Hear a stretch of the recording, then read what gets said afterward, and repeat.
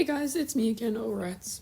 Today I'm going to be doing another Draw My BitLife since you guys seemed to like the last one. I decided to set a goal of becoming famous in this one and reaching 100% fame. It's a little bit longer than the other ones, so let's just get started now. Isabella Epping is a Capricorn born on December 29th in Canberra, Australia. Her mom, Aurora, is an insurance agent while her father, Michael, is a restaurant worker. She has an older brother named William and a dog named Charlotte.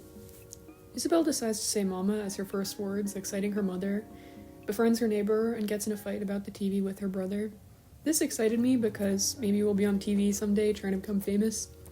I decided to insult him and called him this at the ripe age of 3. I became friends with a classmate and eventually entered primary school. At 6, I went to a yard sale and bought a rotary phone, and I socialized at a trip to the museum, which I think is very fitting for Isabella.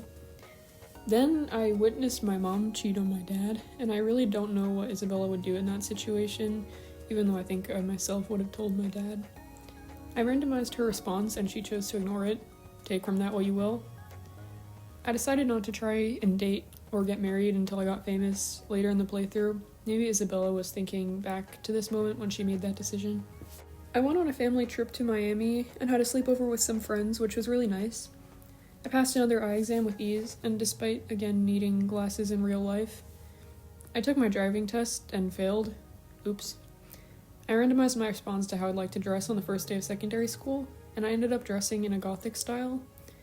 I'm not super well versed in this style of clothing, but I thought it was another piece of personalization for Isabella that I could expand on my drawing, so I decided to dress her this way for the rest of the drawings. At this point, I figured I should start signing Isabella up for some social media to try and get her to amass a little bit of renown and start on the path to fame.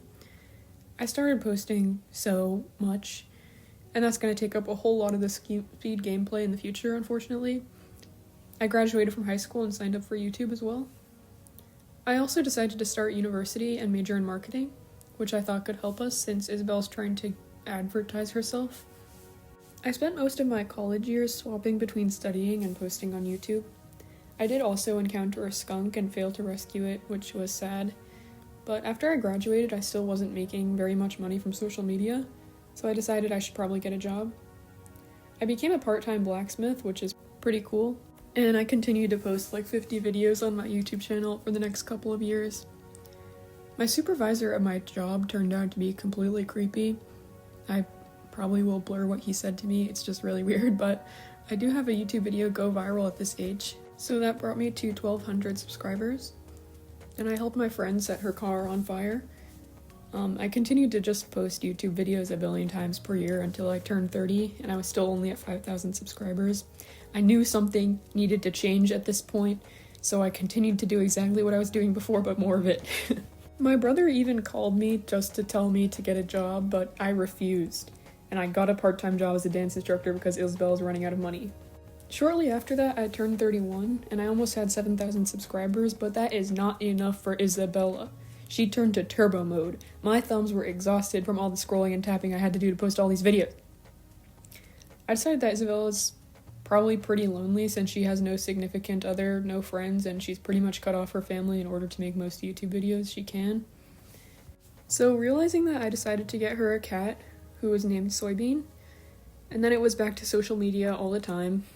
I left some food out for a dog that kept coming to my house and kept making more social media posts. I hit 10K, I decided I wanted to promote some fishing bait. I lost 100 subscribers, which was definitely a hit to my morale, but I kept moving forward. I eventually got monetized, and my friend left me, and I kept making more videos. I also decided to get another pet, a cat named Egypt. And at 35, I hit 15,000 subscribers, which is not bad at all. At 37, I hit 20,000. And then both my cats died in rapid succession, which was really devastating, and my happiness went to 0%. So I decided to go to a concert and try make myself somewhat happier. It sort of worked. My little brother Joshua came out, and I obviously encouraged him to be himself. Then I decided to get my eyebrow pierced. I got hacked and lost 500 subscribers, which I totally wasn't mad about. Right after that, I also found out my mom was cheating again, so that was just the icing on the cake. Isabella decided to tell her dad this time. At 46, though, I hit 100,000 subscribers on YouTube. Even though the game still didn't consider me famous at this point, I was still really proud of this accomplishment. I decided at this point I'd allow myself to date, so I met a guy named Kai Rose and decided to take him out. Really cool name, by the way. All the while, I continued to make YouTube videos for YouTube all the time. I also promoted a skin cream, and it was actually well received this time, so that was cool.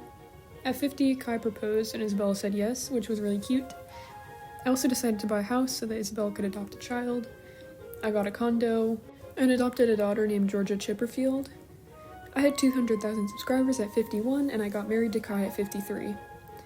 I went to the movies with Kai, and I finally got verified on YouTube at 55. The next year, I finally officially became famous. Then at 60, I hit 1 million subscribers. Yippee! At this point, I was ready to chill after all those years making videos all the time, but I still wanted to max my fame bar.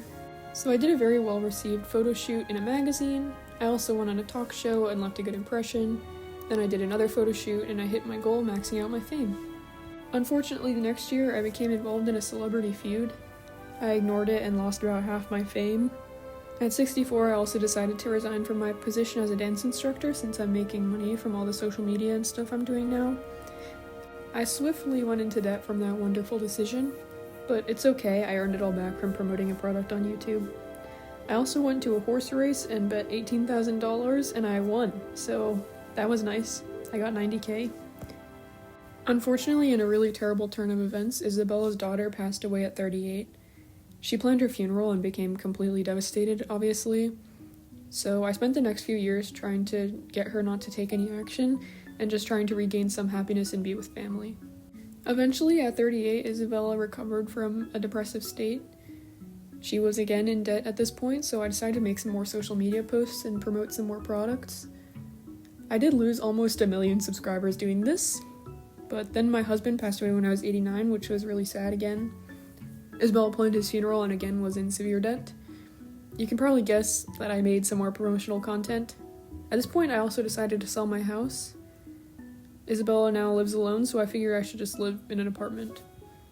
A few years later, Isabella passed away at the age of 93, earning the influencer ribbon, and I think she's a pretty cool woman.